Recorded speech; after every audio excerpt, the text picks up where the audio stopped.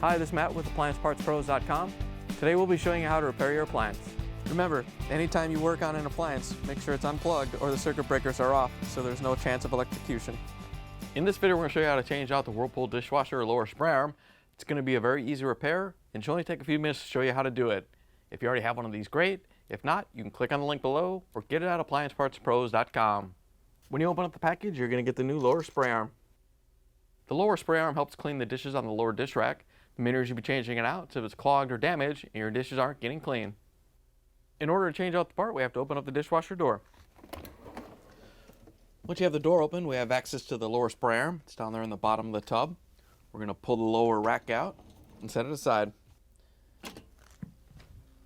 In order to get the lower spray arm out, we just have to reach in and grab the base and turn it counterclockwise to unlock it, and then lift off and pull it out.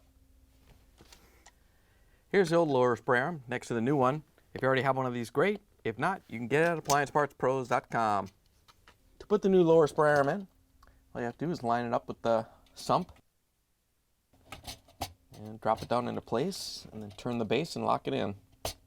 Once you have it locked in, make sure it spins freely, and we can put the lower dish rack in.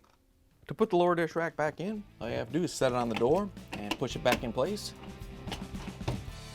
Once you have it in, you can close the dishwasher door, plug it back in, and take it for a spin. Thanks for joining us for another successful repair brought to you by AppliancePartsPros.com. Check out our other repair videos on our site, Facebook, and YouTube.